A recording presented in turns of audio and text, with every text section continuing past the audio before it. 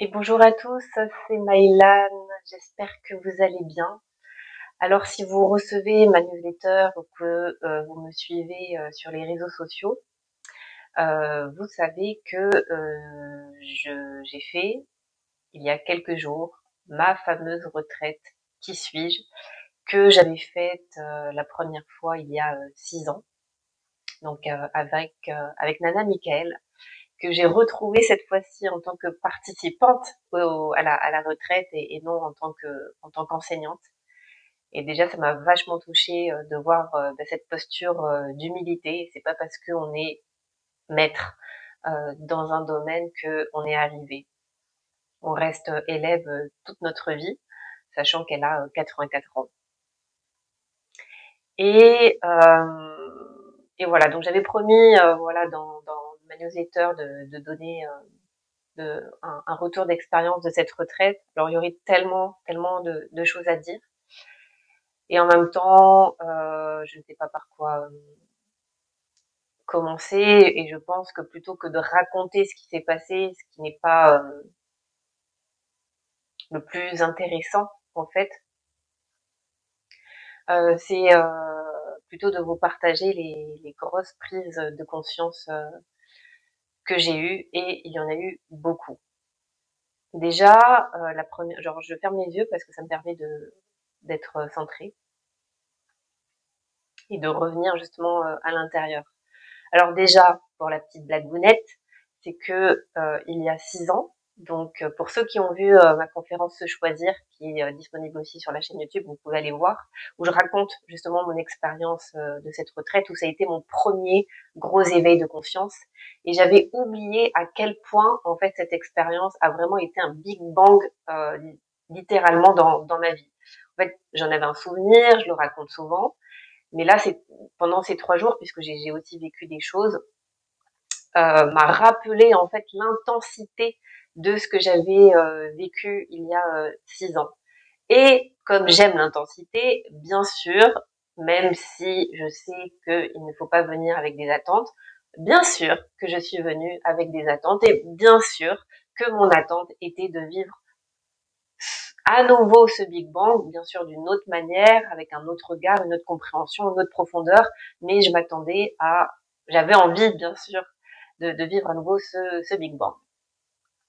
Et ce n'est absolument pas ce qui s'est passé, bien sûr, puisqu'à chaque fois que je prévois quelque chose, comme la vie est pleine d'humour, bien sûr, elle va jamais répondre à mes attentes, comme mon mec.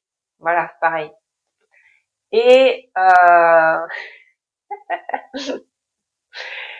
mais ça a été tout aussi riche et j'ai déjà 15 000 trucs qui me traversent là dans la tête, donc je vais essayer de ne pas partir dans tous les sens. Mais je dirais pas que ça a été, j'en sais rien si c'était plus profond, parce qu'en fait là je suis encore en temps d'intégration, donc je suis revenue il y a seulement 3 jours et je suis passée par toutes les phases de l'arc-en-ciel pendant cette retraite. Avec, en plus j'ai été malade, donc physiquement j'ai été très éprouvée, donc un gros rhume, mais avec la barre ici, le nez comme ça, la gorge comme ça, j'éternuais tout le temps, j'étais tout le temps en train de rôter. Désolée pour les détails, mais en tout cas ça me montrait aussi que énergétiquement au niveau du plexus c'était hyper verrouillé. Donc je sais pas si c'était que mon énergie ou si c'était aussi l'énergie du groupe, mais franchement physiquement c'était très compliqué. Les journées étaient très intenses.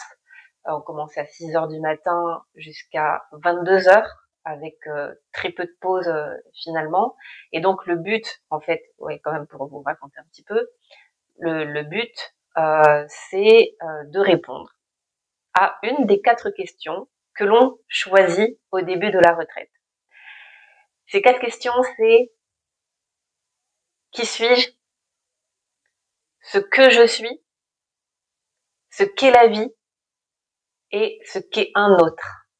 Et donc, on avait le choix entre ces 4 questions. La première retraite, je n'avais pas le choix. A priori, quand on commence, on n'a pas le choix, c'est qui suis-je. Et après, on peut choisir. Et cette fois-ci, j'avais choisi ce que je suis, qui n'est pas tout à fait la même porte d'entrée. oui, donc quand même pour vous raconter le but de la pratique. Et donc le principe, c'est d'être en diade, donc c'est-à-dire par deux. Et donc c'est des sessions de 40 minutes. Et donc dans lesquelles, à deux, on va se poser mutuellement la question qu'on a choisie. Donc la personne en face de moi me demandait dis-moi ce que tu es. Et je devais répondre pendant un certain temps jusqu'à ce qu'il y ait une réponse qui émerge. Et puis ensuite, c'était à mon tour de lui poser sa question. La personne me répondait et vice versa. Et après, on changeait de binôme toutes les 40 minutes. Voilà. Et ça pendant 3 jours, pendant plus de 12 heures par jour, quoi. Et donc, c'est très intense. Et donc, j'ai été physiquement éprouvée. Et bien sûr, ça n'a absolument pas répondu à mes attentes de ce Big Bang. Mais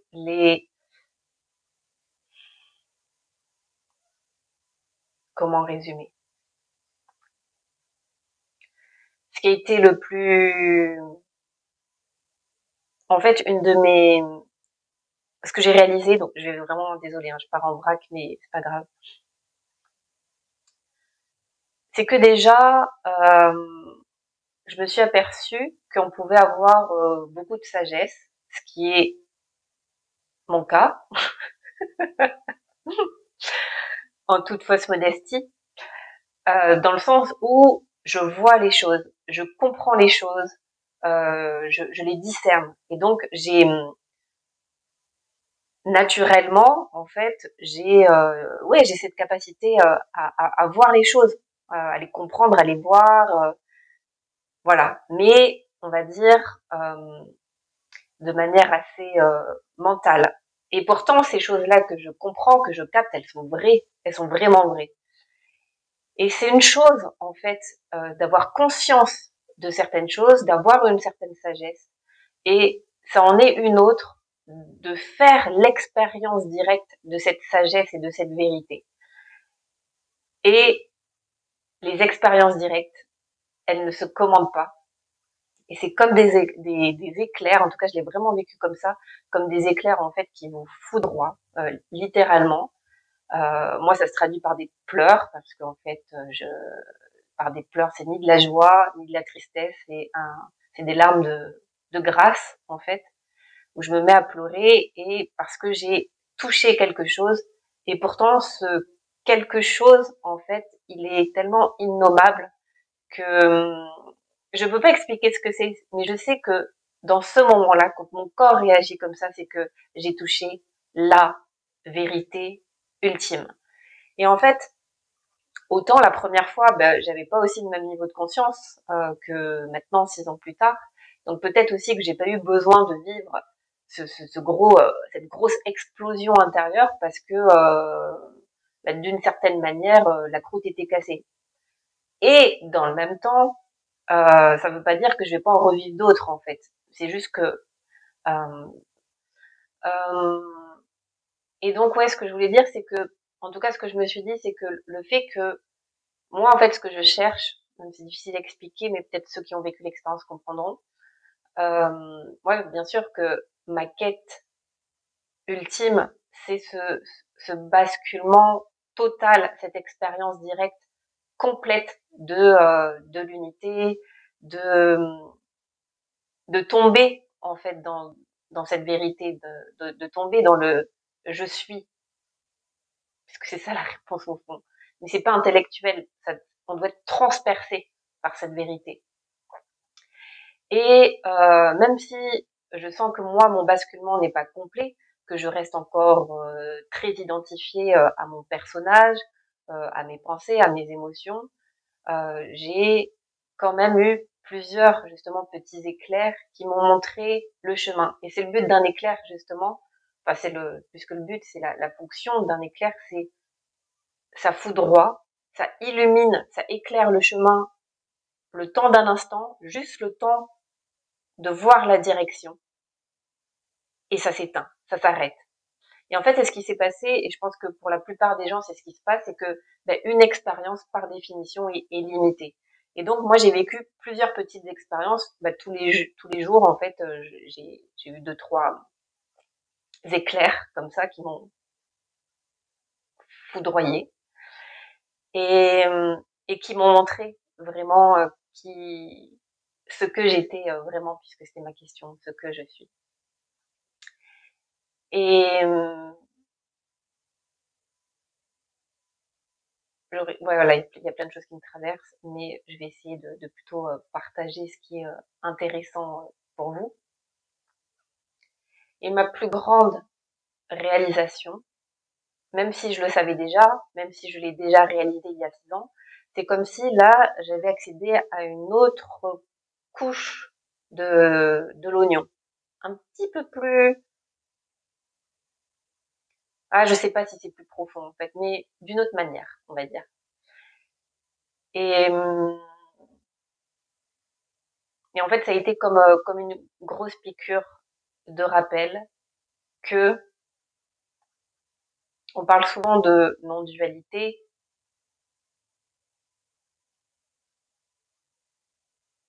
En fait, on oppose la dualité avec la non-dualité. On oppose l'état de séparation avec l'état d'unité.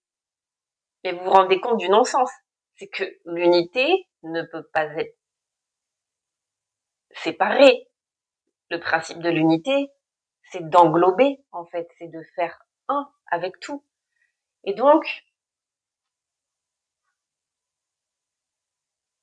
quand on touche vraiment qui on est profondément, et qu'on va voir, en fait, qui pense, qui ressent, qui voit, et ben, à chaque fois, on recule d'un plan, d'un plan, d'un plan, d'un plan. Et on se rend compte que finalement, cette présence qui voit, qui accueille tout, ce, ce grand tout, englobe tout. Et donc, englobe la dualité. Et donc, ça veut dire quoi? Qu'est-ce que j'ai réalisé? C'est que je me suis rendu compte de à quel point j'étais exigeante et dure avec moi-même et à quel point je me rejetais. Et quand j'ai pris conscience de ça, en fait, j'ai commencé à pleurer. Et c'était très bizarre parce que ces pleurs-là, au début, c'était des pleurs de tristesse parce que je me suis vraiment rendu compte de à quel point je me rejetais, à quel point j'étais dure, exigeante avec moi-même, parce que j'ai toujours envie de m'améliorer, d'être une meilleure personne, de faire mieux. Et je me suis dit, mais en fait, je suis hyper violente avec moi-même. Et du coup, quand je me suis vraiment rendu compte de ça, mais profondément, je me suis mise à pleurer. Et dans le même temps, ce pleur, en fait, s'est transformé en, enfin, en pleurs de compassion pour moi-même. Et c'est comme s'il y avait 2 couches, en fait. Il y avait la couche de moi-même qui se rendait compte de à quel point elle se rejetait. Et en même temps, par-dessus, il y avait cette compassion infinie pour cette part de moi qui me rejette, en fait. Et en fait, j'ai senti que cette compassion, cet amour inconditionnel accueillait le rejet de moi-même. Ça veut dire quoi? Ça veut dire que sur ce plan-là, sur le plan de l'unité, moi je l'appelle l'arrière-plan, en fait, c'est complètement ok de se rejeter, comme c'est complètement ok d'avoir confiance en soi ou de ne pas avoir confiance en soi. C'est complètement ok d'avoir ses limites, d'être en colère, d'être triste, Parce que si ce que je suis véritablement, et quand je dis je, c'est nous tous, si nous sommes cet état de présence qui accueille tout de manière inconditionnelle, ça veut dire que nous sommes déjà complètement acceptés tels que nous sommes et que nous n'avons rien à faire, en fait, pour être acceptés. La vie ne nous demande pas d'être une meilleure personne, elle ne nous demande pas de nous améliorer, en fait. L'acceptation inconditionnelle, ça veut dire accepter sans condition. Et donc, dans ce condition, c'est que, et j'espère que dans cette vidéo, j'arriverai, façon de parler, hein. En tout cas, vous ressentirez ce que je dis, en fait. Et écoutez pas avec la tête, écoutez avec le cœur. Mais que dans cet espace-là, voilà, voilà, ces bras, en fait, qui accueillent tout, tout est ok. Absolument tout, puisque cette présence permet tout. Cette présence est à l'origine, c'est même pas à l'origine, c'est la vie, en fait. Et la vie, c'est juste de la pure énergie. Et cette pure énergie, cette conscience, a eu besoin de la forme manifestée pour se goûter elle-même. Et, et donc, en tout cas, moi, ce que j'ai vu, c'est que la vie s'expérimente à travers la vie incarnée, à travers le manifesté. Puisque cette conscience, finalement, que nous sommes, c'est une conscience non manifestée. Mais pour que le non manifesté puisse se voir, il a besoin de la forme manifestée pour faire l'expérience de qui il est. Et je personnifie, je dis il, elle, voilà, mais c'est pour qu'on se comprenne, parce qu'en fait, il n'y a pas de mots, en fait, c'est pas une personnalité, c'est pas quelqu'un, en fait. Mais bon, voilà, c'est pour donner des images. Et donc, je me suis rendu compte que si à la base de la base, cette conscience a choisi de se manifester dans la forme, dans toutes les formes de vie que l'on voit aujourd'hui, animale, végétale, humaine, toutes les formes. Et à travers ces formes-là, a choisi de s'expérimenter à travers toutes les formes d'énergie, toutes les couleurs de l'arc-en-ciel. Ça veut dire quoi? Ça veut dire que chaque couleur fait partie de la création. Que le blanc n'est pas mieux que le noir. Le noir n'est pas moins bien que le blanc. C'est juste des vibrations différentes. C'est juste des teintes différentes.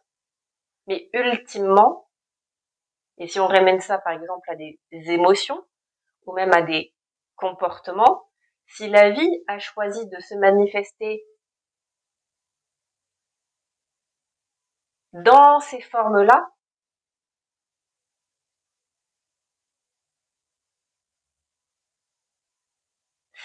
c'est que, comment dire, c'est que on peut pas lutter contre ça, on peut pas lutter contre la vie, en fait, puisque tout ce qui est manifesté est le produit même de l'origine de qui on est. Donc ça veut dire que il y a rien à rejeter, il y a rien qui cloche en nous, il n'y a pas de problème à régler. Et donc, ça veut dire que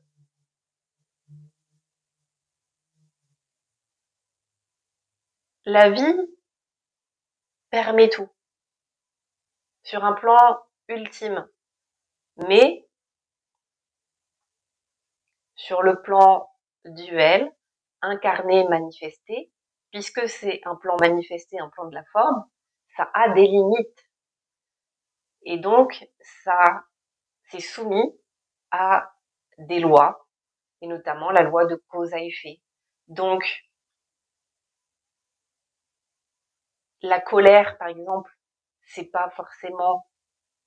En fait, sur le plan de l'ultime, il n'y a pas de bien ou de mal. C'est. Mais, dans le plan dual, si on prend la colère ou la violence, en fait, si on regarde vraiment très très finement et surtout à l'intérieur de soi, c'est une énergie qui a une fréquence. Et donc cette fréquence a des conséquences. Mais sur le plan ultime, ce n'est pas mal. C'est juste une énergie, une fréquence qui a un certain et donne un certain résultat. Et donc pour revenir à ma prise de conscience sur à quel point je me rejetais, je me suis dit mais si je suis le produit même de la vie elle-même, que je suis à l'image de cette conscience universelle,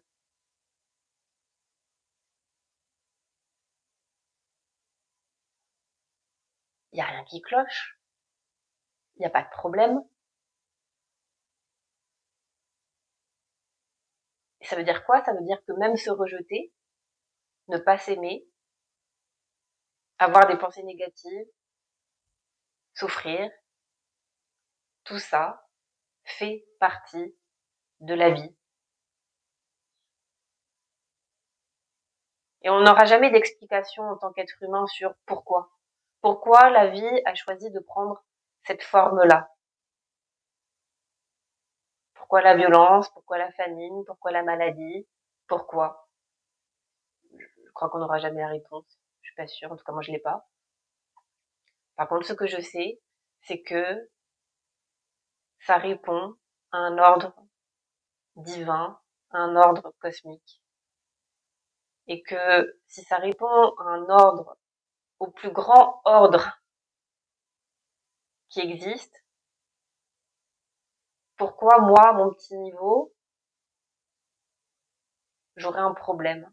Pourquoi, à mon petit niveau, je serais une erreur dans le système? Ou j'aurais une erreur? Il n'y a pas d'erreur, en fait. Tout est la vie. Tout est déjà embrassé, en fait. Tout cela est, en fait. C'est ni bien ni mal, c'est fait.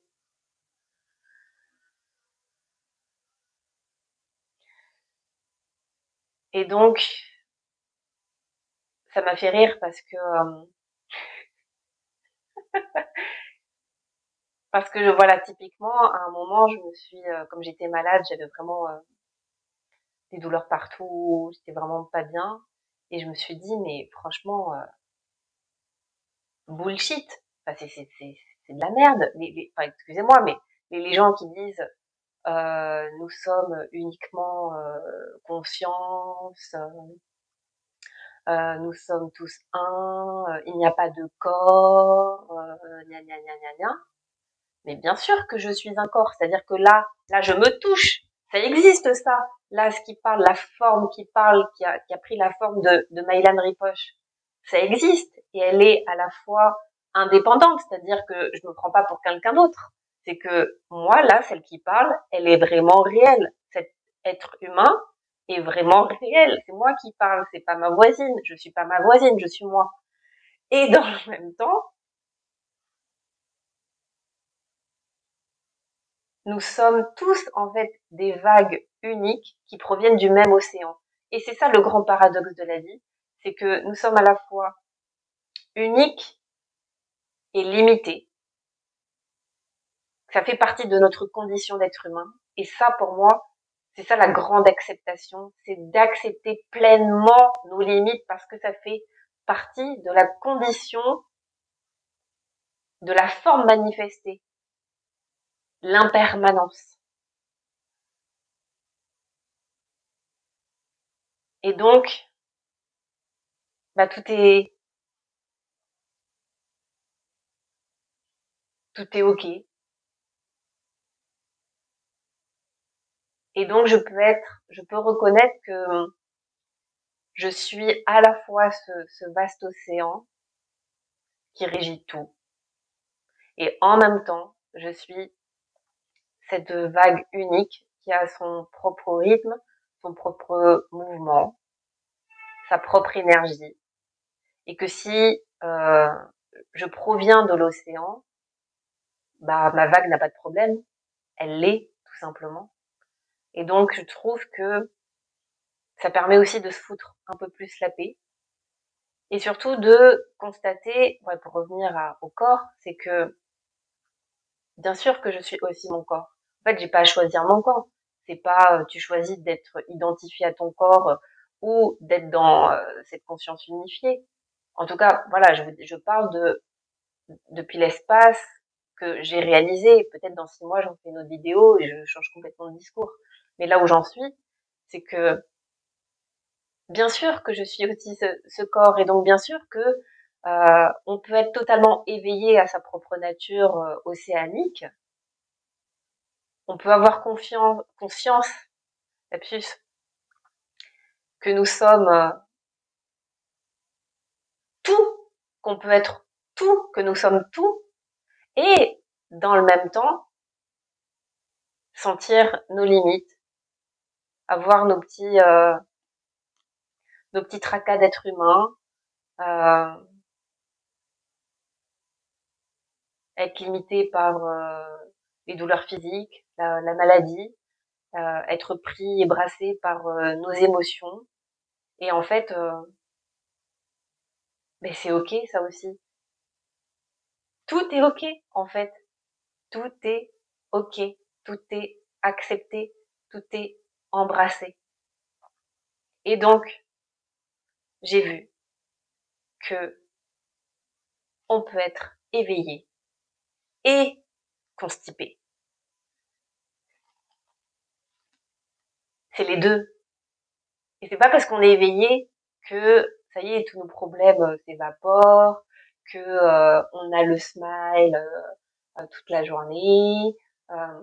Non, on reste humain avec nos émotions.